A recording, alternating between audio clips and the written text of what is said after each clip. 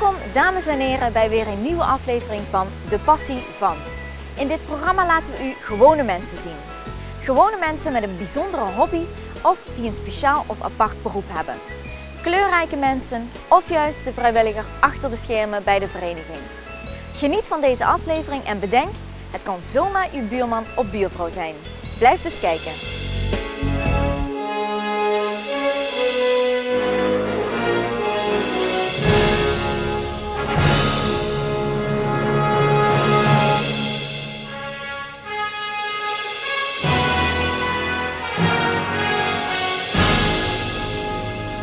Deze DeLorean die heb ik gekocht omdat ik het eigenlijk altijd al een mooie auto vond. Dat is eigenlijk al zo sinds de jaren 80.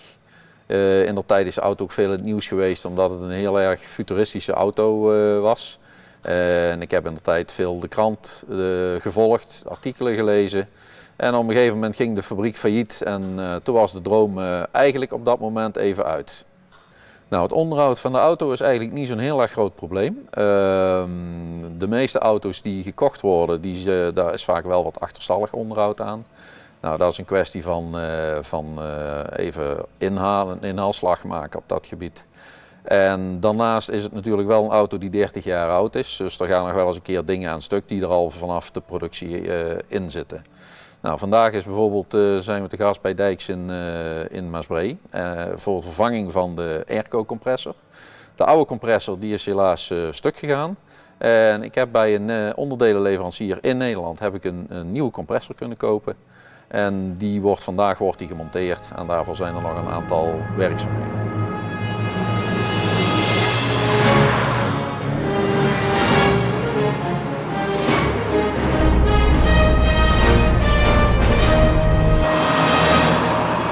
De auto die is gemaakt van 3 verschillende materialen. Allereerst is er een chassis, dat zit onder de auto. Dat is afgeleid van de Lotus Esprit, een model uit 1981. De auto is namelijk helemaal ontwikkeld bij Lotus. Colin Chapman die is daar persoonlijk mee aan de slag gegaan. Hij heeft een aantal onderdelen van zijn Lotus Esprit heeft hij genomen, onder andere dus het chassis. Daar is een glasvezel body overheen gekomen en op die body daar zitten de roestvrijstalen panelen, die zitten daarop vastgeschroefd. Dus als de panelen eraf zijn, dan doet dat niks af aan de sterkte van de auto. De auto die is de buitenkant van de auto is geheel van RVS vervaardigd. Daar zit helemaal niets op, er zit geen blanke lak of niks op. We hebben dan nog de bumpers. De bumpers zijn van kunststof en het grijze gedeelte dat is gespoten, wat u hierboven ziet. De rest is allemaal zeg maar, het originele materiaal, daar zit dus geen lak op en dat geldt ook voor de spoiler onder de auto. Het is heel erg leuk om met de DeLorean meetings te bezoeken. Je ziet dan een heleboel mensen die eigenlijk dezelfde interesse hebben als jijzelf. En er staan natuurlijk ook nog een heleboel andere mooie Amerikaanse auto's. Zo ben ik bijvoorbeeld afgelopen september te gast geweest bij het Amerikaanse automeeting van Gerrit Hillen.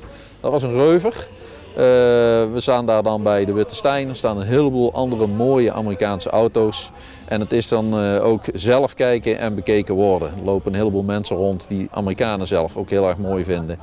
En je ontmoet natuurlijk ook eigenaren van andere auto's die er alles aan doen om een auto origineel te houden. Dat is eigenlijk hetzelfde als wat ik ook doe. En dat is gewoon dat is heel erg leuk om te praten en te kijken naar mensen die allemaal hetzelfde voor ogen hebben als ik.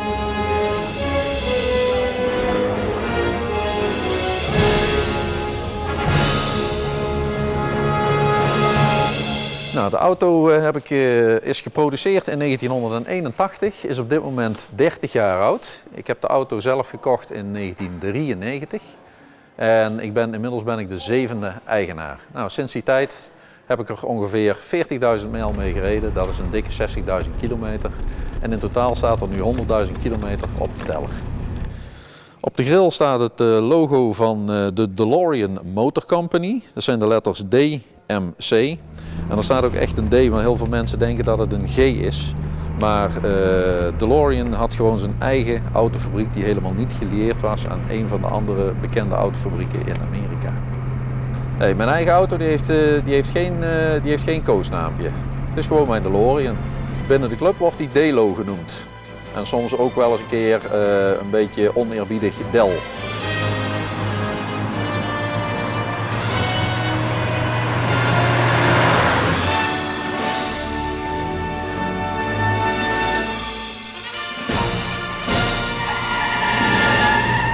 de DeLorean is gebruikt in de film Back to the Future, een film die waarschijnlijk iedereen wel kent. De film die bestamt uit 1984.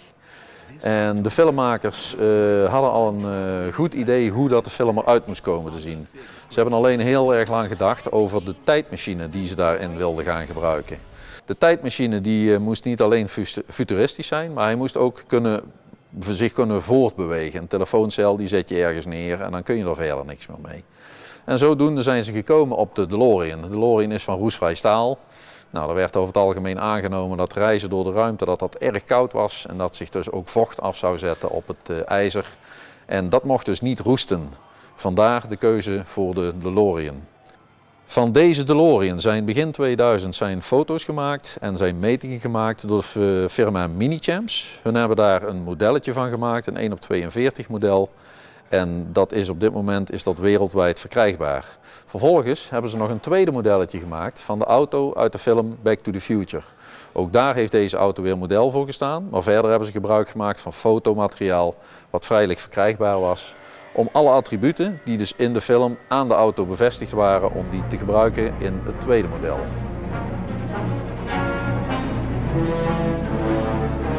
Ja, het instrumentarium is eigenlijk, het is wel een instrumentarium voor een sportauto. Er zijn tijdens de ontwikkeling zijn een heleboel verschillende instrumentenpanelen gemaakt. Om te kijken welke het sportiefste uitzag, welke het beste bij de auto zou passen. En het instrumentarium wat hier nou in zit is daar dus uiteraard uitgekomen. Het is een Amerikaanse auto, dus alles wat hierin staat is in mijlen en in graden Fahrenheit. En er zijn ongeveer 200 DeLoreans gemaakt met een instrumentenpaneel speciaal voor de Europese markt. Het enige verschil is de mijlenteller, die is dan een kilometerteller en de temperatuur wordt dan weer gegeven in graden Celsius. De DeLorean heeft maar een heel klein ruitje wat open en dicht kan. Dit is het zogenaamde tollbooth window. Het is namelijk niet mogelijk om de gehele zijruit in de deur te laten verdwijnen. Dat komt omdat de deur niet groot genoeg is. Vandaar ook dat de auto uitgerust is met airconditioning. Ik heb een set handboeien aan het binnenspiegel hangen. En de handboeien die duiden eigenlijk op de arrestatie van John DeLorean in 1982. Hij werd toen in verband gebracht met een cocaïnedeal. Hij is daarvoor gearresteerd, hij is daar ook voor de rechter moeten komen en uiteindelijk in 1984 is hij vrijgesproken omdat er geen bewijs was dat hij daaraan deel had genomen. De motor in een DeLorean is een V6. De V6 is oorspronkelijk gebouwd voor auto's van Peugeot, Renault en Volvo en heet dan ook de zogenaamde PRV-motor. Het is een 6-cilinder, hij heeft 2,8 liter cilinderinhoud en een vermogen van 130 pk. Dat vermogen dat is niet zozeer aan de hoge kant, want eigenlijk is het een sportwagen en hij ziet er eigenlijk veel sneller uit dan de prestaties die hij kan leveren. Maar het was eigenlijk de bedoeling om in een tweede versie van de DeLorean dat vermogen op te schroeven en ook een turbomotor uit te brengen. Helaas is het daar nooit van gekomen omdat de fabriek voortijdig failliet ging.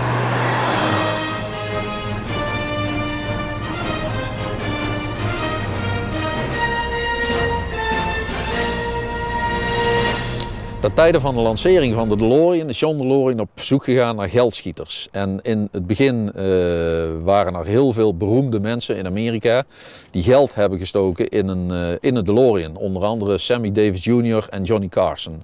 Beide hebben indertijd ook van John DeLorean een auto gekregen. Maar er zijn nog meer bijzondere DeLoreans. Zo zijn er bijvoorbeeld in het najaar van 1981 2 gold-plated DeLoreans gefabriceerd. De roestvrij stalen panelen werden daarvoor in een elektrolysebad gedompeld met 24 karaats goud. De panelen die werden vervolgens op een auto gemonteerd, de velgen werden bruin gemaakt en ook het interieur is helemaal in bruin uitgevoerd.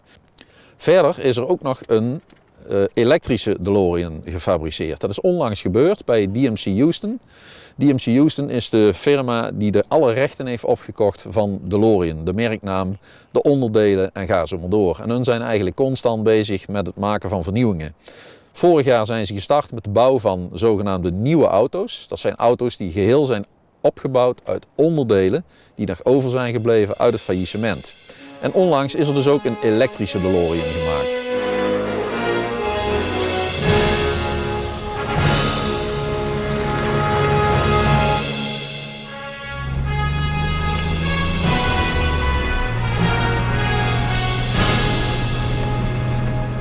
Vandaag zijn we dus bezig met de airco, dat is dus een stukje onderhoud. En de volgende klus die ik op stapel heb staan, dat zijn de velgen.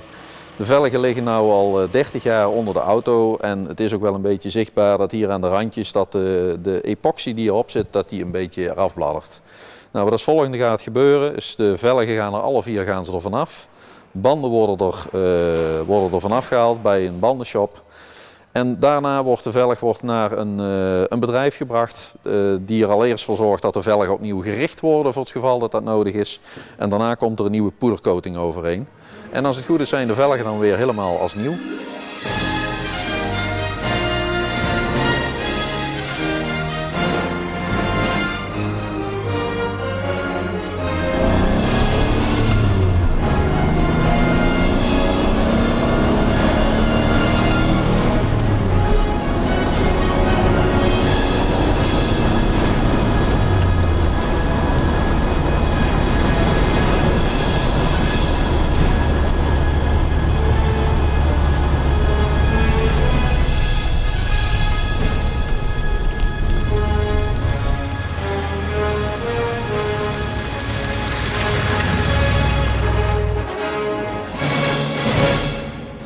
Bedankt voor het kijken naar deze aflevering van De Passie Van.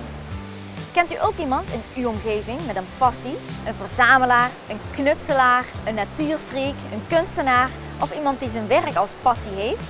Geef deze persoon dan op aan de redactie van Pil en Maas TV of Weekblad Pil en Maas. En misschien zien we deze persoon dan terug in een volgende aflevering. Tot de volgende laatste donderdag van de maand. Tot de volgende Passie Van.